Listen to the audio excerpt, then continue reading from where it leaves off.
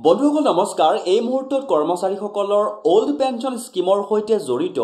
একেবাৰে শেহতীয়া এটা গুৰুত্বপূৰ্ণ খবৰ জনাবলৈ যত্ন কৰিম বন্ধুসকল দেখুৱাবলৈ লৈছো চাওক ৰাজ্য চৰকাৰে ওল্ড পেঞ্চন স্কিম দিলেও সন্মুখত আছে আৰু এটা ডাঙৰ বাধা কোনে এই বাধাৰ বাবে হকিয়নি দি আছে তে বন্ধুসকল আজিৰ এই ভিডিঅটোৰ জৰিয়তে এই বিশেষ ইনফৰমেশনটো আপোনালোকে জানিবলৈ সক্ষম হ'ব তাৰ আগতে আপোনালোকক এটা সৰুকৈ অনুৰোধ জনাবলৈ বিচাৰিছো যদি আপুনি প্ৰথমবাৰৰ বাবে আমাৰ চেনেলৰ ভিডিঅসমূহ চাই আছে তেনেহলে অনুগ্ৰহ কৰি চেনেলটোৰ পুৰণি ভিডিঅসমূহ এবাৰ চকু ফুৰাবচোন নিশ্চয়কৈ জানিবলৈ সক্ষম হ'ব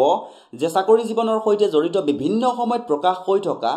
গুৰুত্বপূৰ্ণ কিছুমান ইনফৰমেশন আমাৰ চেনেলৰ মাজেৰে আপোনালোকক জনাবলৈ যত্ন কৰা হয় তে বন্ধুসকল নিশ্চয়কৈ গম পাইছে যে চেনেলটো সাবস্ক্ৰাইব কৰি হাতত ৰাখিলে আগলৈকো এনেকুৱা গুৰুত্বপূৰ্ণ ইনফৰমেশন পলকতে পাবলৈ সক্ষম হ'ব তে বন্ধুসকল আজিৰ এই বিশেষ খবৰটো এখন অনলাইন নিউজ পেপাৰে প্ৰকাশ কৰিছিল আৰু তেওঁলোকে এই গোটেই খবৰটো হিন্দী ভাষাত প্ৰকাশ কৰিছিল আৰু দেখুৱাবলৈ লৈছো চাও पुराने पेंशन व्यवस्था पर आरबीआई ने राज्यों को चेताया कहा लागू किया तो होगी ये परेशानी जाने पूरी बात अगर सभी राज्य सरकार पुरानी पेंशन व्यवस्था को अपनाती है तो संचय राजकोषीय बोझ एनपीएस के 4.5 गुना तक ज्यादा हो सकता है यहाँ तक कि अतिरिक्त बोझ 2060 तक सालाना सकल घरेलू उत्पाद के 0.9% तक पहुंच जाएगा पुरानी पेंशन को लेकर भारतीय रिजर्व बैंक ने राज्यों को आगाह करते हुए कहा है कि अगर राज्य इसको लागू करते हैं तो इसका बड़ा नुकसान राज्य सरकार को उठाना पड़ेगा केंद्रीय बैंक ने कहा है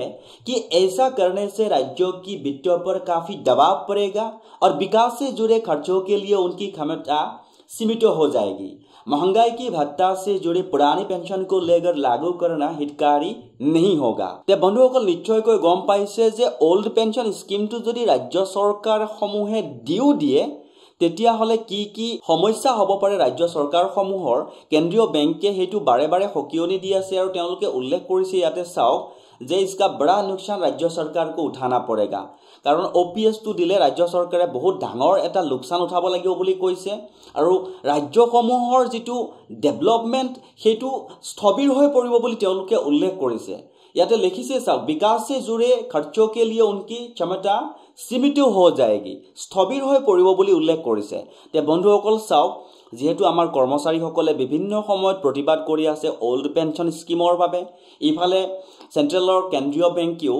ৰিজাৰ্ভ বেংক অফ ইণ্ডিয়াও হকিয়নি দি আছে এটা দুধুৰ এটা পৰিস্থিতি বুলি ক'ব পাৰি কোনফালে কি হ'ব এতিয়ালৈকে ক'ব পৰা নাই এটা খুব এটা সেনজিটিভ সময় চলি আছে কাৰণ ইতিমধ্যে কৈছে যে ইয়াৰ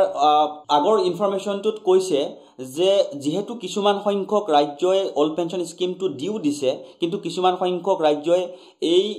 বিষয়টোৰ প্ৰতি আগ্ৰহী হৈ আগবাঢ়ি আছে বুলিও ইনফৰমেশন প্ৰকাশ হৈছে গতিকে সময়ত কি দেখা যাব গুৰুত্বপূৰ্ণ ইনফৰমেশন কি উলাই নিশ্চয়কৈ যদি যেতিয়াই যেনেকুৱা সময় যি ইনফৰমেশনে নুলাওক ওপিএস হক বা এনপিএছৰ হৈতে আমাৰ চেনেলৰ মাজেৰে আপোনালোকক যেতিয়াই প্ৰকাশ হয় তেতিয়াই জনাবলৈ যত্ন কৰিম আৰু চেনেলটো সাবস্ক্ৰাইব কৰি হাতত ৰাখিব ইনফৰমেশনটো যদি ভাল লাগিছে তেনেহলে আপোনজনৰ হৈতে এবাৰ শেয়াৰ নকৰাকৈ নাথাকিব